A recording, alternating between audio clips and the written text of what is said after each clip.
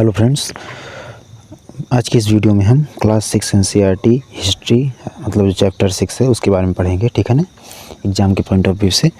तो लगभग 2500 से 3000 वर्ष पहले भारत के बारे में है ये अध्याय, जब छोटे छोटे जो जन हैं मतलब लोग हैं बड़े बड़े राज्यों में बदलने लगे। ठीक है ना, ठीक है। और कुछ स्थानों पर गणराज्य की व्यवस्था विकसित हुई। ठीक है ना, उसके बाद जन से जनपद तक क्या है। प्रारंभ में लोग कबीले में रहते थे, समय के साथ साथ उन्होंने एक निश्चित क्षेत्र पर अधिकार कर लिया। ठीक है ना, उस क्षेत्र को जनपद कहा गया। जन मतलब लोग होता है, पद मतलब भूमि। ठीक है ना, जनपदों में लोग खेती करने लगे और अस्थायी रूप से बस गए। ठीक है ना, उसके बाद महाजनपद क्या होते थे। लगभग 600 ईसा पूर्व के आसपास बड़े राज्य जिन्हें महाजनपद कहा गया। ठीक है ना, कुल 16 महाजनपद थे। प्रमुख महाजनपद कौन से थे? मगध, कोसला, वज्जी, अवंती। इन महाजनपदों की राजधानियां जो है वो किलेबंद, काफ़ी मतलब किले मतलब सिक्योरिटी वाली होती थी। ठीक है ना, उसके बाद मगध का उदय। चलिए हम मगध के बारे में जानते हैं। ये सबसे शक्तिशाली महाजनपद था। इसकी राजधानी पहले राजगीर, फिर बाद में पाटलिपुत्र। ठीक है ना, इसका प्रमुख शासक कौन था? बिंबिसार अजातशत्रु। ठीक है ना, उसके बाद जो है मगध शक्तिशाली क्यों बना था, चलिए जानते हैं। उपजाऊ भूमि, वहाँ खेती के लिए काफ़ी अच्छी भूमि थी। लोहे की खदानें वहाँ थी जो हथियार बनाने में उनका उपयोग होता था। हाथियों की उपलब्धता, वहाँ हाथियाँ बहुत थीं जो सेना में युद्ध में उपयोग होते थे, और वहाँ की सेना बहुत मजबूत थी। ठीक है ना, राजा का मतलब जो राजा था वो कर व्यवस्था जो है और राजा, इन दोनों की जो है भूमिका धीरे धीरे आई। ठीक है ना, तो राजा की भूमिका क्या थी?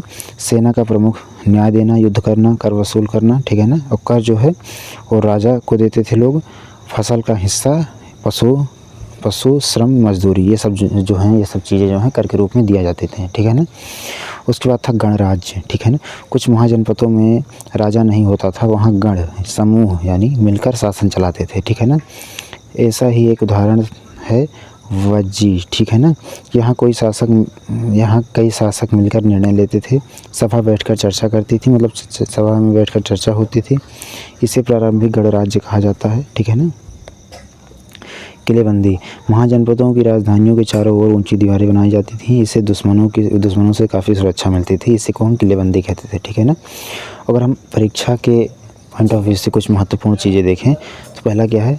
16 महाजनपद थे, ये आपको याद रखना है। मगध सबके शक्तिशाली, मतलब मगध जो था वो सबसे शक्तिशाली था। ठीक है ना, और बिंबिसार और अजातशत्रु मगध के प्रसिद्ध राजा थे।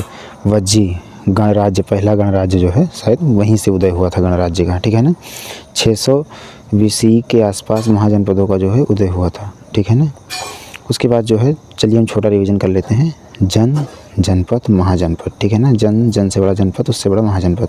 मगध सबसे शक्तिशाली राज्य, राजधानी राजगृह, उसके बाद फिर पाटलिपुत्र। ठीक है ना, गणराज्य वज्जी। ठीक है ना, तो यहीं पर जो है हमारा जो ये 6 चैप्टर है एनसीईआरटी क्लास 6 हिस्ट्री का वो कंप्लीट होता है।